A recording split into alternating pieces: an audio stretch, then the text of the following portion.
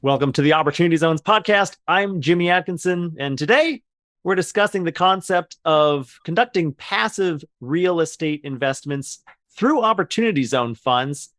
Joining me on the show today to discuss this topic and more is John Rubino, founder and COO of JID Investments.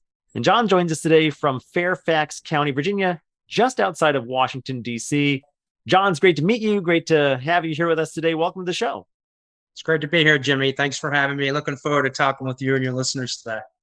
Absolutely, John. Well, let's start really high level. Can you tell us about JID Investments, your investment thesis, why you like real estate, and specifically why passive real estate investment? Yeah, it's a great question. I served 20 years with the Navy. I was a Navy pilot, had a blast, a lot of fun. About halfway through, I started getting into real estate investment with some close friends that I was stationed with at the time. We started getting into looking at different types of real estate back in around 2005, 2006. I actively invested for a few years close to home where I was stationed at. Did some new construction development, new construction home builds, and got the chance to really taste the active side. About 10 years in, I got some orders overseas with my family, and I decided to take that money I earned on some of those investments, as well as that home I lived in at the time, my primary resident. And I decided to invest passively with some of my friends who were starting their business and getting into real estate. So we kind of pooled our money together. I provided some seed capital, and some of my buddies were out there finding condo conversions in DC and new construction and single family renovation. And I started to get these packages, these pro formas and these offering memorandums. And I started to dig in. I started to really try to understand and see, hey, where's my money going? How does this work? You know, connecting the dots, especially from a real estate investment standpoint. So that's kind of where I got my crash course for about a good 7 to 10 years, getting some great returns. And when I moved back to Washington, D.C. for my last tour back in 2012, I had this idea of, hey, I was doing this for 10 years and I was having a lot of fun and I was learning a good amount of things about real estate.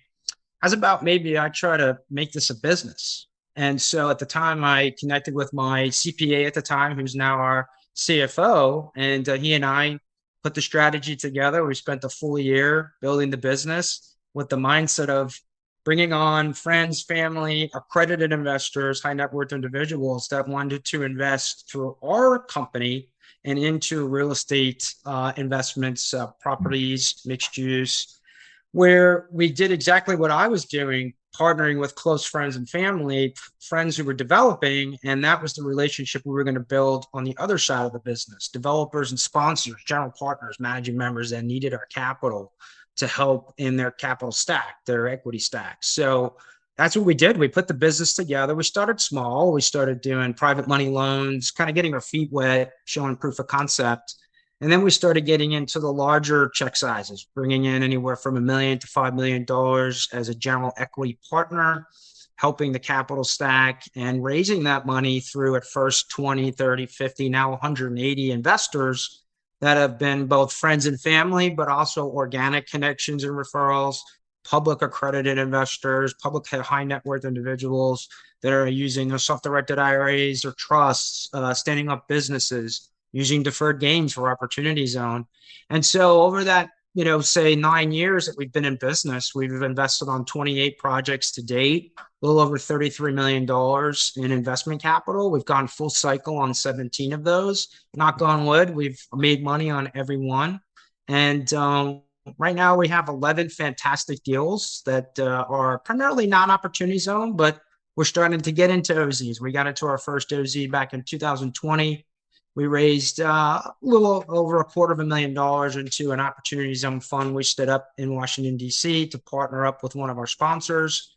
And we were able to raise gains through that vehicle. And then we just recently raised about $1 million for a deal in Ohio, small multifamily deal where we brought in about $1 million of accredited investor 506c money. And we're looking at some other great projects. And so we're excited to be in the OZ world because it gives our investors more diversification. It gives them more options when it comes to the type of asset classes they can invest into. So it's been a great business, learning a ton, having fun, doing exactly what I want to do. And yeah, every day I wake up, I just have a smile on my face, and this is the best thing I could have ever done after the Navy.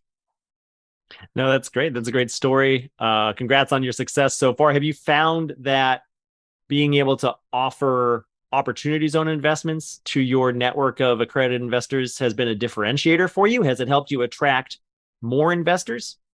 Yeah, it does, Jimmy. That's a great question because now, you have opportunity zone investors that are interested in opportunity zone passive real estate investment opportunities we can bring forward. But then we could also show them, hey, by the way, here's some of the other things we're doing if you have interest. And if they do, then they can come in and be part of, let's say, a non-opportunity zone deal, as well as get the opportunity to come into an opportunity zone deal that we bring forward from one of our sponsor partners.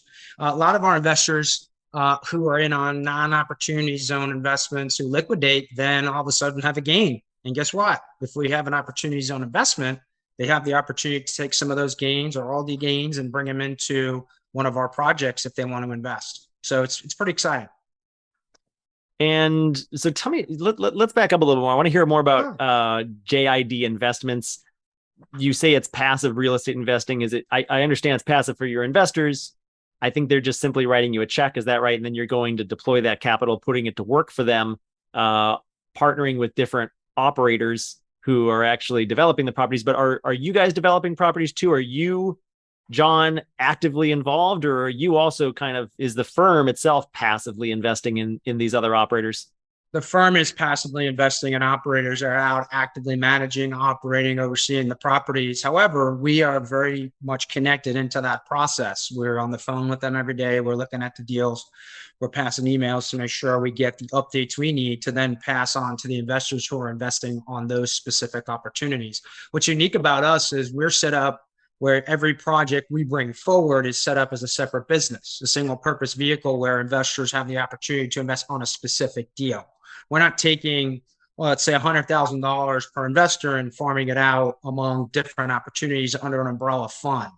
The most we've done before under one private placement is 2 properties, but those 2 properties are with the same sponsor, maybe in the same jurisdictional geographical location or same asset classes. But typically we're bringing in money. The investors know where their money's going. They know what deal they're in. They get a nice portfolio overview on our Juniper Square portal where they can log in and see each investment they have, how much they've invested, what's the projections on earnings, what's the IRRs, what's the timeline, where's my tax documents that JID does because my CFO is an enrolled agent. So he does all their taxes. So everything is hung on that Juniper Square portal. And so when someone says, hey, JID is raising X amount of dollars, I'm coming in for this portion of that piece. I'm a percentage owner. This is the percent of capital I'm bringing in. That's where my money's going on that deal. And that's the deal that we're overseeing for them, along with our other projects that similar investors, either that same group of investors or another group within the 180 are involved in. Very good. That's always helpful to partner with somebody like Juniper Square to get all that stuff in one location. Juniper Square, very well regarded. Absolutely. We love it. Of course. What was it about opportunity zones that got you interested in looking at them as an investment option for your investors a couple of years back when you first started getting interested in them? Well, yeah, I mean, we as an opportunity zone investment and being part of what we're doing now and offering that, it just offers more diversification from an investment standpoint that allows investors to continue to work with us and see that we can have that capital available to bring into those types of deals. So that's one big thing, is diversification of investment. The second is, obviously, we're helping the communities. We're regentrifying the communities. We're helping much needed areas of lower income and affordable housing to grow and give back to the community, which is always important with whatever you do.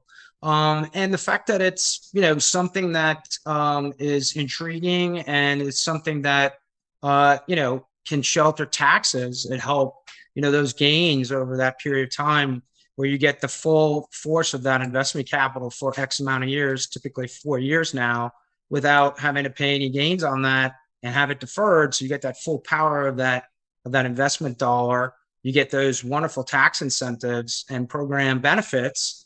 And again, we have investors that love it. They see the fact that, hey, I could protect these tax deferred gains for X amount of years, and I'm willing to stand for that 10 years to get those benefits on the back end as well. Yeah, the tax and the tax advantages, as I've talked about ad nauseum on this podcast over the past several years, are unbelievably powerful.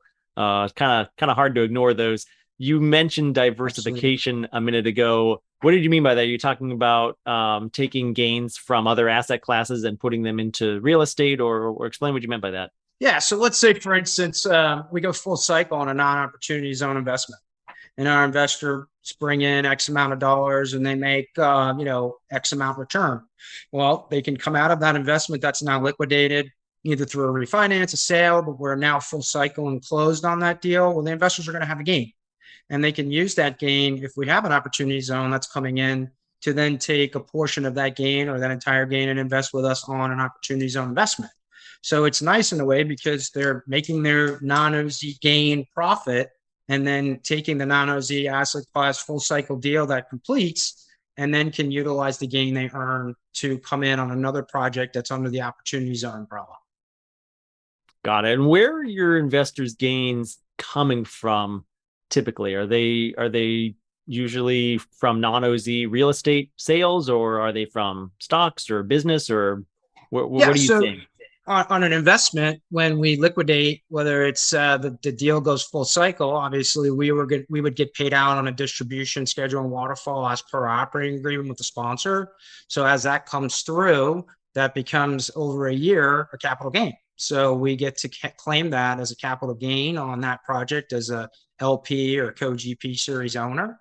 And then those gains would then be available to utilize if we have an opportunity zone project, or the investors would just have to file that under their tax return as a gain for that tax year if they don't. So that's one way that we can utilize some of the profits from non-OZ type investments to come in on opportunity zone investments if we have one available and we're investing. Other ways would be, obviously liquidating a business, liquidating a stock, liquidating investment property, anything that would show and realize in a short-term or long-term capital gain could then be utilized to invest under one of our projects if they're available. Well, let's change subjects a little bit here. I want Sure. to talk specifically about the types of opportunity zone projects that you are investing in through your investors at JID Investments. What does your opportunity zone pipeline look like? What kind of projects are you actively participating in terms of opportunity zone investments? Sure. So we stick to the same model for both non-OZ and OZ when it comes to sponsors, making sure they have the track record. I'm not going to invest with a non-OZ sponsor that brings me an OZ deal. So I'm going to try this OZ for the first time. Looks pretty cool. No, not so much. We're going to want to make sure they have the experience, the track record, they understand the law, they got the Quas-B set up properly, that the attorneys on board understand everything. So that's very important. And just like a non-OZ deal, we're looking for experience. The second is location. I live here in Washington, D.C. I have 3 fantastic markets: Washington, D.C., Virginia, Maryland. There's a lot of opportunity here. So we have 3 amazing markets that open, really a multitude of different types of opportunity zone projects. And then also we're in the Southeast. We're up in Ohio because these are areas that are growing. These are areas that have population growth, and they have areas that are regentrifying significantly. When we do our due diligence, we see that. And then obviously the type of returns we can get. We are a company that really likes development of land for build, usually new construction multifamily. And so we still like to look for those types of deals, even if it's an opportunity zone, because we may be able to get higher yields on those returns, given the level of risk we're involved in. And we also get the benefits of the opportunity zone program. So that's kind of what we're looking at. We don't purely focus on just development, but the development and the vertical new construction is where we're seeing the higher yields, which our investors like. So that's why we target those. Yeah. Would you mind sharing with us, if you're able to, specifically the projects that are available for investment right now? Yeah, I can give you the locations. I mean, we're doing one project where we invested in an opportunity zone fund that we stood up to invest into a Quas-B in Southeast Washington, D.C., parcel of land there in Southeast that's set up for commercial lease. And it's going to probably ribbon cut this year, so we're pretty excited. And then I'll get started with the tenant in place and some cash flow, which again you can take advantage of through an opportunity zone through the bonus depreciation program, which is great. We also were involved in that one in 2020 and 2021. So we still got some of those tax incentives to reduce that deferred gain basis, which is wonderful. We have a second project up in Ohio, in Columbus. We raised about $1 million for a small multifamily property, probably about 42 to 45 multifamily apartments. Again, brand new construction, development, new construction. We'll probably have rent starting in the next 2 years after about 90% stabilization. And so we'll get some rents out of that. We'll get some nice income. We've negotiated some very nice prefs to make sure that, again, we're protected. Because, as a passive investment company where you're coming in under a non-collateralized, we don't have any, collateralized rights. The risk really is our money. So that's where we try our best to make sure we position ourselves and our investors to get, a nice healthy pref, that we get our money back, and that even though we're kind of lower in the batting order and we're the smallest chunk of money, we still have some protection. Gotcha. You're just perusing some of the projects that you have listed on your website. It seems like you have a lot of, like you mentioned in Columbus, multifamily, but also you do a little bit of student housing, senior living. What do you like about those high density residential property types? What is it about the economics or the trends that you like there in terms of multifamily development? Yeah, you and I spoke about this a little bit before. We see there's a large need for housing, and it's not going to close anytime soon. With interest rates where they are, and the demand for housing and the need for housing as populations are growing, especially in the markets we're looking at, it's getting harder and harder to buy something. This generation that we have now, the millennial generation, is now the largest generation in our country. And nothing against them, but a lot of them, have debt. A lot of them don't come to the table with equity. So it's difficult at times to bring in 20, 30% to put down. And by the way, I have to get a 6% loan. It's not 2.5% or 3% anymore. So that's a challenge. So what is that doing? Well, that's turning people now into the rental market. So now what's happening to rents? Well, I'm seeing rents in our markets grow double digits, 30, 40, 50% year over year. So what does that do? That then causes appreciation. It causes, price rises in the rental markets. So, to put housing in an area to get a great property, the good entry baseline cost, there's definitely ways to make money. And that's what we're doing. We're finding really good opportunities, good land to develop on. Our sponsors know the market permitting process, the design process. And we're coming to market with great product. And, that's the type of projects we're going after and we're finding, and we're having a lot of success. That's great. I've long been a fan of multifamily as a property type for investing. I think it's a fantastic property type, and it's the most popular type of property for qualified opportunity fund investing. That should come as no surprise to my longtime listeners and viewers. Okay, John, so you mentioned two locations. That was the one in Columbus, Ohio, multifamily. The one in DC, though, I understand is not multifamily. Can you tell us a little bit more about what you're doing in DC? We have, it's a development project that we came in on, and it's we're a smaller piece of that, but it's going to be developed into a larger type structure there. They have a large piece of parcels of land there. And so we're involved more on the land development side, but we're starting to see that area start to grow. And we came in as non-opportunity zone investment capital, but we're starting to see that possibly come into growth there, and we'll be part of it. And it's exciting. It really is. You mentioned rent rate increases 20, 30% in some cases year over year, just unbelievable rent trends, right? Do you think those trends are sustainable, especially in light of the economic turbulence that we're currently going through? What do you think in terms of the long-term demand for housing and how rent might continue to grow, or maybe it'll stagnate here a little bit? What are your thoughts? It's interesting. I mean, I think that it's not going to come down anytime soon until we start catching up with some supply. And so I think that's where you're seeing things like I know here in Washington where, hotels and commercial space is being converted to multifamily because there's just such a need. And I think that we're going to continue to see that struggle with supply constraints. So until we can get back on track to have availability in housing, you're going to continue to see the demand for multifamily rental, multifamily lease to continue to go up. I don't know if I would say in the next year to 2 years, if new starts catch up and we can start seeing some stuff on the horizon. Yeah, but I think the more expensive markets like the like New York City, DC, people are getting priced out because of those higher rents. So they're going off to a Columbus or they're going to a tertiary market where they can find more affordable and still have that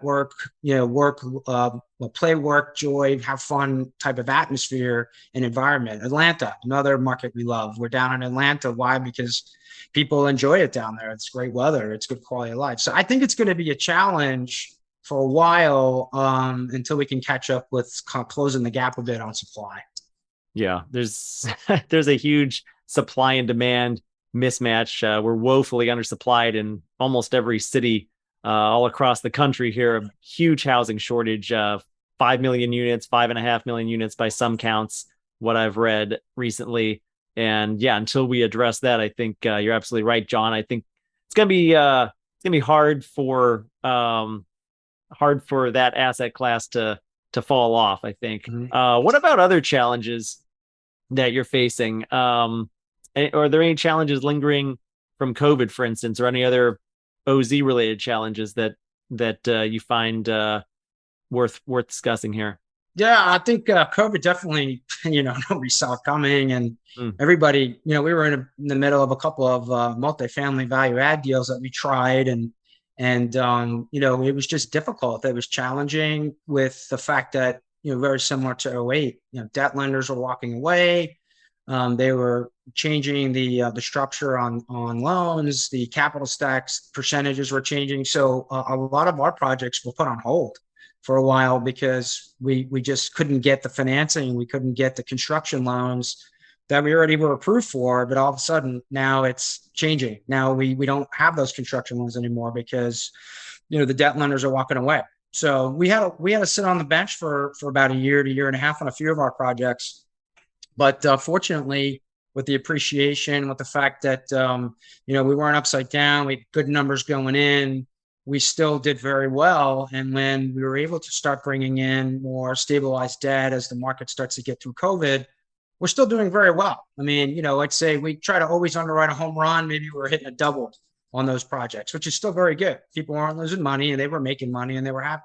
Going forward, I think the biggest challenge we're going to see is continued inflation, continued supply chain challenges. We've had a project that down in North Carolina, we just saw, the budget went up $12 million on the construction budget because prices are going up. A lot of contractors are reluctant now to do the guaranteed minimum price contracts, the GMPs. So, it's going to be a challenge for a bit. But again, I've always said that if you go in and underwrite a deal very conservatively on the front end and you can find the land and you got a quality partner, you can still underwrite the numbers you need. Our investors are making, on a non-OZ deal around 12% a year pref. That's fantastic, and they're making a 15 to 20% return on splits on our development and new construction deals. They like those higher yields. So in turn, we have to make sure we find those projects that can really get those types of returns or better. And typically it's better. So we're doing well there, and not going to change anything. I'm not going to try to cut things here and do stuff there.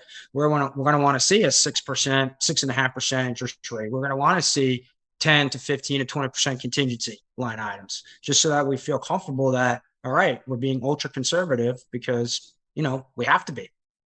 Yeah, lots changed in those underwriting assumptions over the last 12 to 24 months, right? With yes, sir.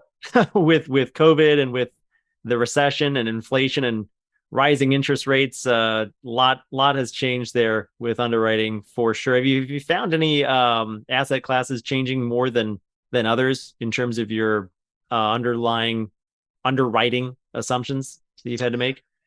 Again, like we said, Jimmy, I think we focus on the developer. We focus on their track record, and it just so happens that multifamily is where it's at, and that's where we're finding a lot of the partners and the sponsors we work with. And it's not that we're not opposed to looking at industrial or looking at RV parks. That's great too, but it's just that most of the folks we find that are doing really well are in multifamily housing right now, student housing, senior living. And to be honest with you, those are the types of projects we like. We're getting into a type of strategy now where we come in a development phase. We may come in on a construction phase of equity, and then liquidation could be multiple options. We could come out and get our returns on the development and vertical stage. We could stay in with maybe just our profits on those stages and then take the original investment out to let the profit stay in for cash flow. That's really exciting. There's recapitalization, there's buyouts. So we have a lot of different options now. But I think what we're trying to do is, hey, how long can we get that fruit to stay on the tree before we have to pull it off and take a bite? And it's working out really well. And we like those types of strategies. A couple interesting points you made there I'd like to pull out. One is, you mentioned it's all about partnering with the right people. You want to make sure you are with an operator that you can trust, that you've been with a developer who has been there and done that, who has done OZ deals, who has a track record. I think that's hugely important. That might be, after picking the asset class itself, picking the operator to partner with might be the most important part of the entire deal. And then secondly, you mentioned that you want to stay in these deals as long as possible. Sometimes some pushback I get from some potential investors is they say, geez, 10 years, that's a long time. And it can be, right? Oftentimes, you don't want to be in a real estate deal that long, or particularly if you're, a small business investor or a venture capital investor, you're not used to staying in investments for that long. But with the Opportunity Zone program, I kind of like to consider it almost like a super Roth IRA. You shouldn't be asking, how soon can I get out? You should be asking, how long can I stay in? How long can I get this thing to eat for, tax-free, for as long as you can? I think you have until 2048, if I'm remembering the regs correctly, is currently that's correct. The end date there. And we actually have some older investors that are in their 60s and 70s, and a lot of them like, well, 10 years is a long time. And we said, you're right. And it is a long time, but you got grandkids, right? You got kids that, could utilize these funds as a beneficiary. And it's great to be able to pass that down in your estate, to have that money available to your family, for the grandkids, for, a child that wants to go back and get an advanced degree or a PhD. It's nice having that down the road as an extra kick, so that, you may not be able to enjoy it, but you can at least pass it on to your, as generational wealth, let's call it. Absolutely. Yeah. Always be thinking long-term. And again, it requires patient capital. This investment structure, I like to say it's amazing, and it's an incredible tax benefit and incredible opportunity to do some impact investing in areas that are typically underinvested in. But that said, it's not for everyone necessarily. And you do need to, be aware of the fact that you're going to get your capital locked up for quite a while. At least 10 years, and maybe you want it locked up for longer, as I was hinting at. That's right. But John, it's been a pleasure speaking with you today. Thank you. If any of our listeners or viewers out there like what you had to say, they want to get in touch with you and learn a little bit more about JID Investments, where can they go? How can they learn more about you? Yeah. And again, I would love for you to share the info on us. Our website is jidinvestments.com. We're on YouTube. We're also on LinkedIn and Facebook and all the social media handles. And please feel free to pass on my contact information if anyone has any questions, and anything in particular that they want to find out about more, like what's this passive real estate investment stuff you're talking about, or how are you doing with OZs? I'm happy to help. And we like to do a lot of educational type webinars and seminars too. We're actually doing one in about 2 to 3 weeks on self-directed IRAs because a lot of our investors enjoy using self-directed IRAs and it's a great tool. But there's other things you can utilize it for too. So we want to make that an opportunity for education, maybe learn a little bit about us, but at the same time take away, oh, wow, that was really cool. I didn't know I could do that. That sounds great, John. Yeah. I'll be sure to link to your website, jidinvestments.com, from our website.